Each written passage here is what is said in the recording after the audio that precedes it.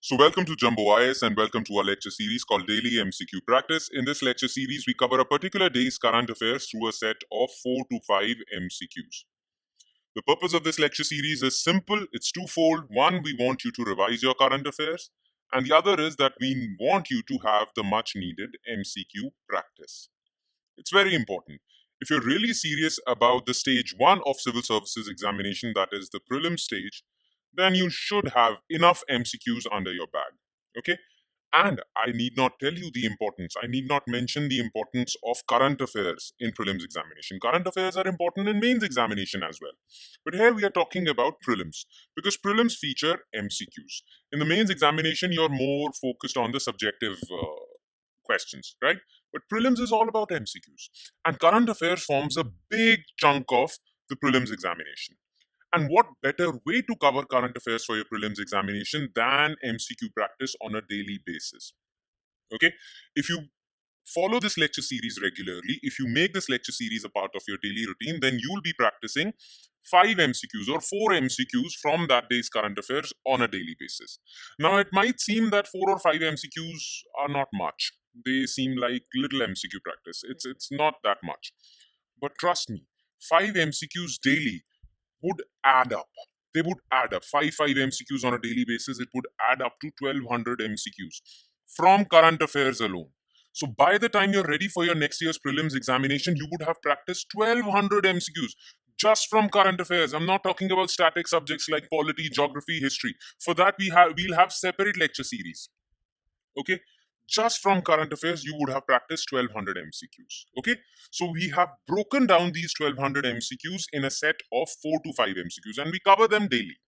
Okay, so if you are serious about next year prelims examination, if you really don't want to worry about current affairs as far as your prelims examination is concerned, then make this lecture series a part of your daily routine. Follow it regularly, religiously. Okay, all right. Enough of the introduction. Now let's straight away jump into the lecture, starting with question number 1. Consider the following statements regarding Shanghai Cooperation Organization. It is an intergovernmental organization founded in 2001 with its headquarters in Shanghai, China. Its predecessor organization called Shanghai 5 was established by Kazakhstan, China, Russia, Kyrgyzstan, Tajikistan in 1996. Okay? India and Pakistan were the latest full-time members added to this organization. All right.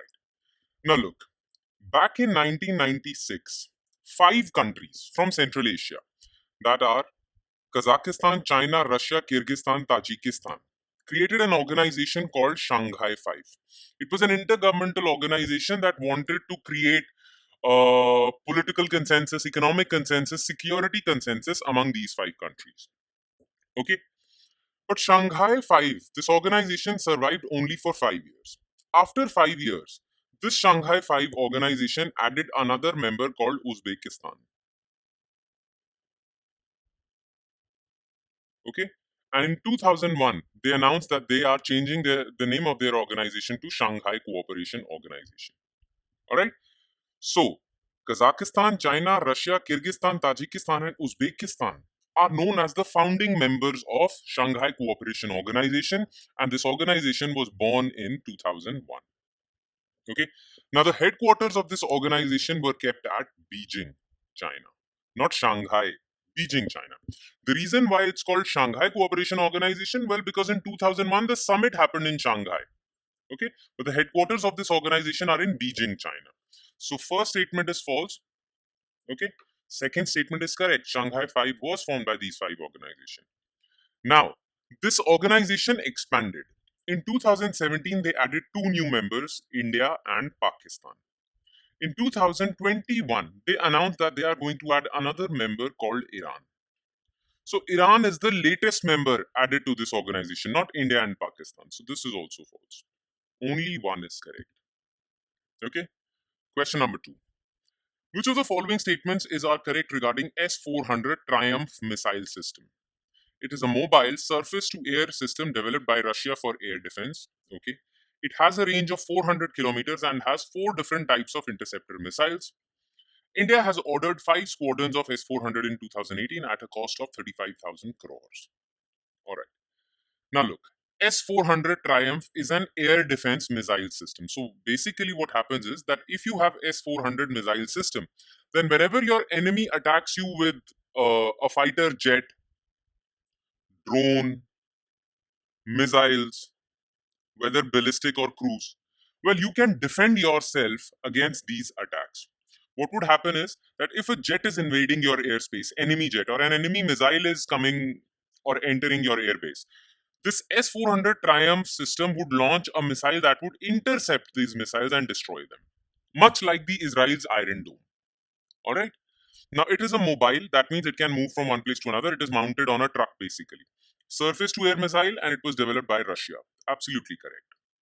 Now, S-400 system is a very advanced system, one of the best in the world. This air defense system is better than many US air defense systems. So Russia deserves some points for that. Now, it has a range of 400 kilometers, absolutely correct. And it has 4 different types of missiles, okay, with different ranges. So some missiles are for short range, some missiles are for medium range, some missiles are for long range interception of incoming targets. So this is also correct. Now, India ordered 5 squadrons of S-400 in 2018 at a projected cost of 35,000 crore. Of these 5 squadrons, 3 have been delivered and 2 are expected to be delivered in 2025. Okay, this statement is also correct. All statements are correct. Question number 3. Consider the following statements regarding Project Kusha. It is a defense initiative aimed at developing its long-range air defense system by 2028-29. It will consist of 3 types of interceptor missiles with ranges 150 km, 250, 350 km. Okay. Now, what is Project Kusha basically? Look, currently for air defense, India is dependent on imports. India had to import S-400, India had to import various other defense systems, missile defense systems, right? So India is not self-reliant in this area. India is import dependent. But our defense establishment felt that we need to be self-reliant. And for that, we have launched Project Kusha. Project Kusha is aiming to develop India's own indigenous defense system. It will be our Indian version of S-400, Desi S-400. All right. Now, it aims to develop this missile defense system by 2028-29. This is correct. And it will consist of 3 types of missile. S-400 consists of 4 missiles, 4 types of missiles. This will have 3 types of interceptor missiles with varying ranges. This is also correct. C. Question number 4.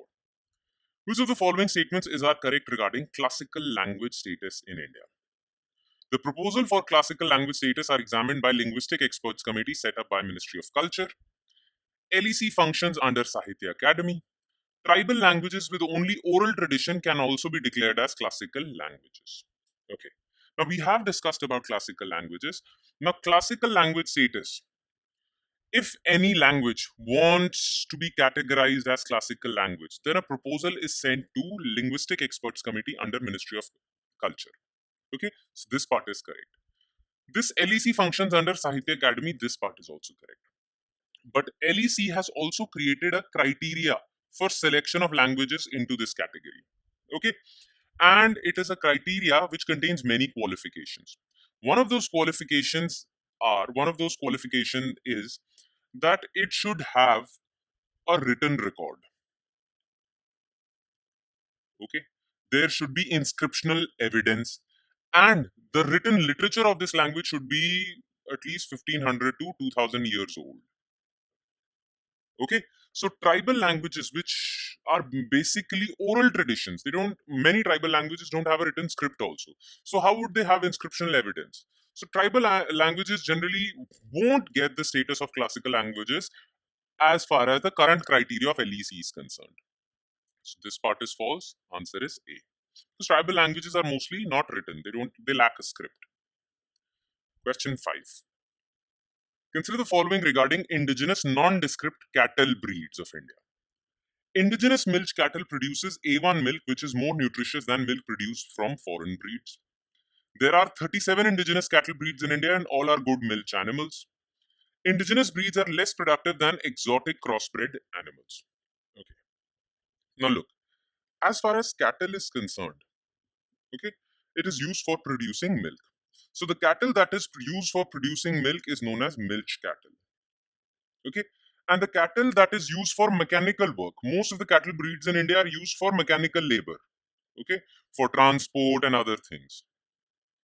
So the cattle that is not used for producing milk or that are not good for producing milk are known as draught cattle. Okay, all right. Now, milk in India is produced from both indigenous Indian breeds as well as foreign breeds as well as cross breeds. Okay, indigenous milk cattle of India produce A2 milk, which is generally considered more nutritious than milk produced by foreign breeds, which is A1 milk. Okay, so indigenous milk cattle produces A1 milk? No, it produces A2 milk. But A2 milk is considered more nutritious. All right. Now, Indian cattle, there are 37 breeds identified as indigenous breeds. So there are 37 indigenous cattle breeds in India, of which only 4 are milch. Rest 33 belong to draught category. So not all indigenous cattle breeds are good milch animals. No, only 4 are. This is also false. Now, another problem that indigenous cattle breeds face is that they're not very productive. In fact, the reason why many cattle farmers, dairy farmers depend on foreign breeds is that foreign breeds are more productive. Okay, foreign breeds produce more than 8 kg of milk per animal. Okay, more than 8 kg of milk per animal. Foreign breeds. Indian cattle produces 3.55 kg of milk per animal. Okay, so indigenous breeds are less productive than exotic breeds. Then why do some dairy farmers keep indigenous breeds? Because indigenous breeds are more adapted to Indian climate. They are less prone to diseases. Whereas foreign cattle, because they are not adapted, foreign breeds, because they are not adapted to Indian conditions, they suffer from diseases. And that is why their productivity declines. That is why many cattle breeders rely on crossbred animals, mixture of Indian and foreign breeds. Anyway, indigenous breeds are less productive. This is absolutely correct. All right. And with that, we conclude today's session.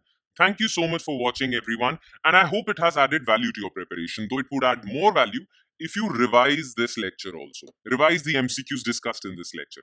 And how can you do that? By downloading the PDF file for this lecture. Where can you find this PDF file? On our Telegram channel. And where is our Telegram channel available? Well, in the comment section below this video, there is a link. That is the link of our Telegram channel. All you have to do is just click on that link. It will take you to our Telegram channel. Follow that channel and download the PDF for not just this lecture, but all the other lectures featuring on our YouTube channel. All right? Okay, on that note, I'll be signing off. Thank you so much, everyone.